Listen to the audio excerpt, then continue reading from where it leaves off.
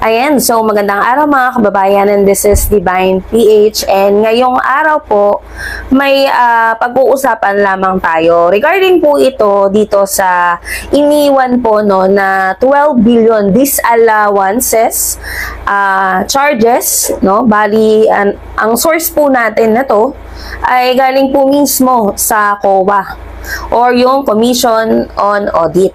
So, ang nakalagay nga po dyan, basahin natin, COA, Sara left DepEd with 12 billion disallowances suspension charges. So, ang sabi po dito, ayan, the Commission on Audit has called out the Department of Education over its failure to settle its huge disallowances, suspensions, and charges, which stood at 12.3 billion as of the end of 2023. Bali, ito yung panahon na siya pa po yung DepEd Secretary. Obviously naman mga kababayan, actually maraming ako naririnig na complain na parang wala tayong DepEd Secretary. No? So, ito nga mga kababayan, may mga hindi daw po na-settle or na failure na ma-settle na disallowances, suspension, and charges under the Department of Education, no?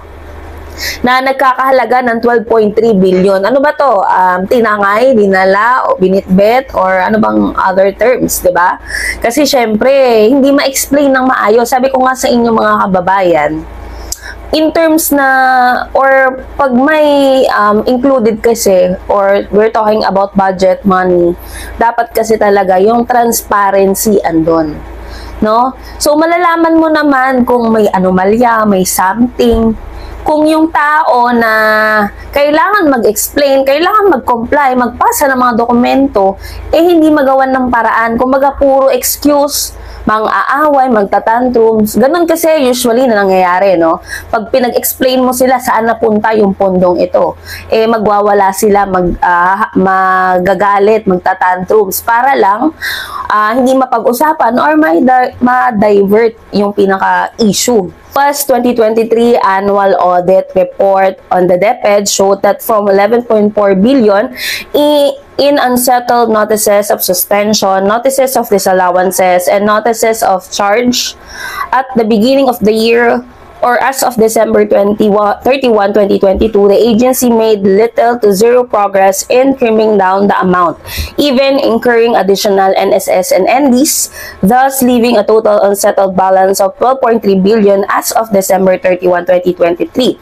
An increase of 903 million year-on-year. The NS, NDs, and NCs stemmed from the DepEd several transaction or fund disbursement with adverse audit findings. Alam nyo mga kababayan, ang DepEd po, ang laging number 1 in terms sa national budget, no? Yung budget na binibigay ng pamahalaan, lagi po nangunguna ang edukasyon dahil si PBBM nga, isa sa pinapriority niya, yung education sector natin. Kaya yan yung laging number 1. Pero magtataka ka, sa sobrang laki ng budget, wala kang nakikitang pagbabago.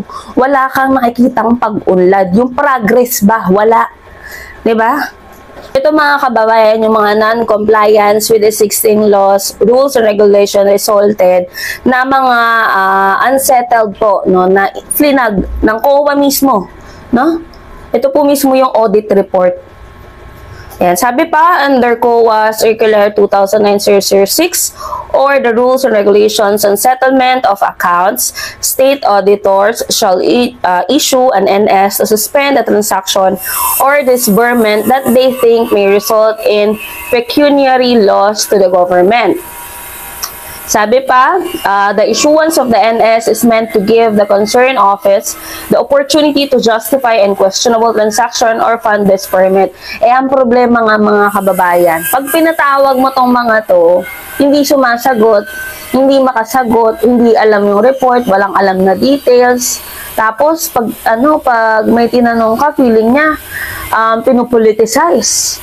Feeling nila, pinag-iinitan.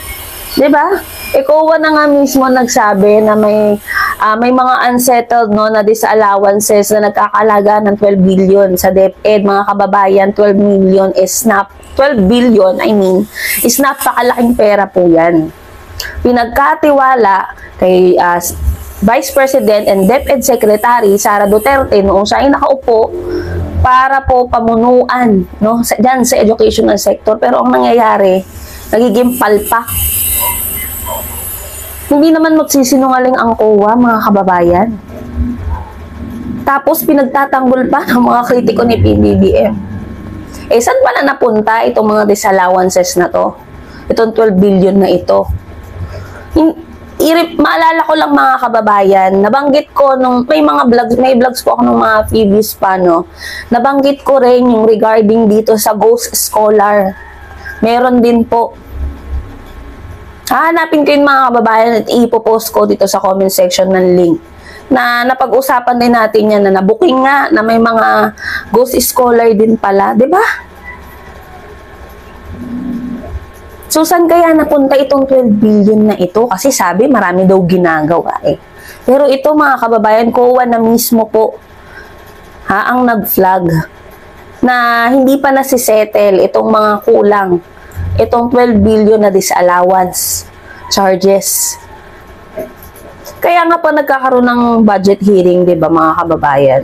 Kailangan mag-comply ka ng mga dokumento na kailangan na i-audit ng opisina mo yung mga pinagkagastosan. Pero ito nga ang nangyayari, parang hindi organized, hindi well organized. Kasi katulad niyan, hindi nila nakita na may mga nawawala pala. Itong 12 billion, napakalaki niya ito, mga kababayan. And syempre, bilang Pilipino na nagbabayad ng buwis, karapatan natin malaman, no, saan ba napupunta itong mga pera natin? Kasi parang nakakaloko na eh, pinaglululoko na lang tayo eh. Dapat di talaga tayo papayag na magpaloko pa ulit sa mga gantong klaseng politiko. Kasi di ba dapat ang loyalty nila nasa ating mga Pilipino. Pero ang nangyayari, dahil sa pera, dahil sa posisyon, wala. Sarili lang nila ang inuuna nila.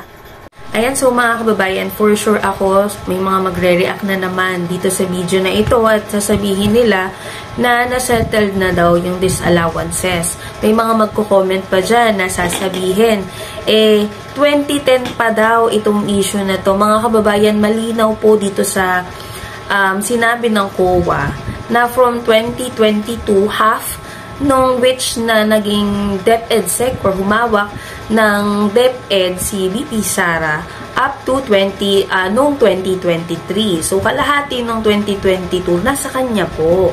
Imposible naman na hahawak ka ng isang opisina, ito-turn over sa yung isang office na hindi mo chine-check, 'di ba? Yung mga reports nila.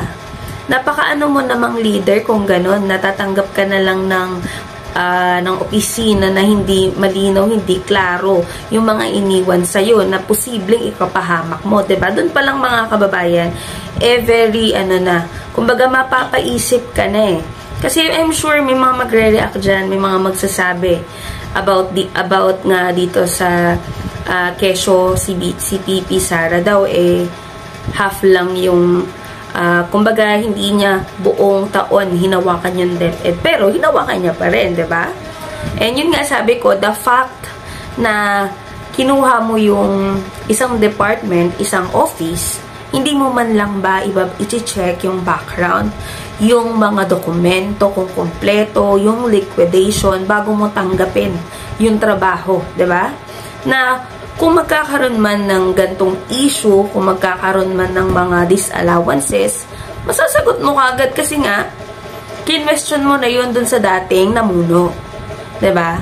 So, yun lang naman yan, mga kababayan eh.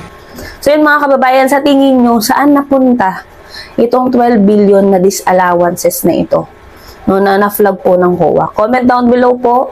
And i-share natin ang video na ito para mas maraming kababayan natin ang maging aware sa mga nangyayari sa ating bayan. So, yun lamang and maraming salamat sa inyong lahat.